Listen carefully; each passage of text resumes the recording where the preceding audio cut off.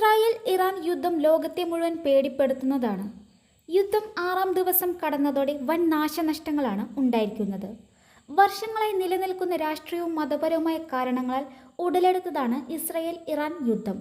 ഇരു രാജ്യങ്ങളും പരസ്പരം ആക്രമിക്കുന്നതുകൊണ്ട് ഒരുപാട് ആളുകൾക്ക് ജീവഹാനി സംഭവിച്ചിട്ടുണ്ട്. ഇതിനോടകം തന്നെ നിരവധി ആളുകളാണ് കൊല്ലപ്പെട്ടിട്ടുള്ളത്. കൃത്യമായ കണക്കുകൾ പുറത്തുവിട്ടിട്ടില്ലെങ്കിലും നൂറുകണക്കിന് ആളുകൾ മരിച്ചതായാണ് റിപ്പോർട്ടുകൾ. യുദ്ധം ഇരു രാജ്യങ്ങളിലെയും സാധാരണക്കാരുടെ ജീവിതത്തെ വളരെ പ്രതികൂലമായി ബാധിച്ചിട്ടുണ്ട്. പലർക്കും വീട് നഷ്ടപ്പെട്ടു, ഭക്ഷണത്തിനും വെള്ളത്തിനും ബുദ്ധിമുട്ടുന്നു, ആശുപത്രികളും സ്കൂളുകളും തകർന്നു, അടിസ്ഥാന സൗകര്യങ്ങൾ പോലും ലഭ്യമല്ലാത്ത അവസ്ഥയാണ്. ബോംബുകളും മിസൈലുകളും എപ്പോൾ വേണമെങ്കിലും പതിക്കാമെന്ന ഭീതിയിലാണ് ആളുകൾ കഴിയുന്നത്. പലായനം ചെയ്തവർക്ക് അഭയാർത്ഥി ക്യാമ്പുകൾ പോലും സുരക്ഷിതത്വമില്ല. യുദ്ധം അവരുടെ ജീവിതത്തെയും മാനസികാരോഗ്യത്തെയും ബാധിച്ചിട്ടുണ്ട്. പലർക്കും ഉറക്കമില്ലായ്മ, വിഷാദം, ഉത്കണ്ഠ പ്രശ്നങ്ങളുണ്ട്.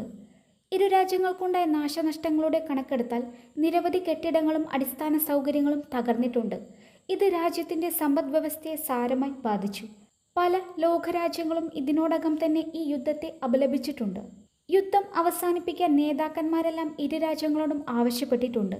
മാത്രമല്ല, ഒട്ടുമിക്ക രാജ്യങ്ങളും അവരുടെ ജനങ്ങളോട് ഉടൻ രാജ്യം വിട്ടു പോകണമെന്നും സേഫായിട്ടുള്ള സ്ഥലങ്ങളിലേക്ക് മാറണമെന്നും ആവശ്യപ്പെട്ടു.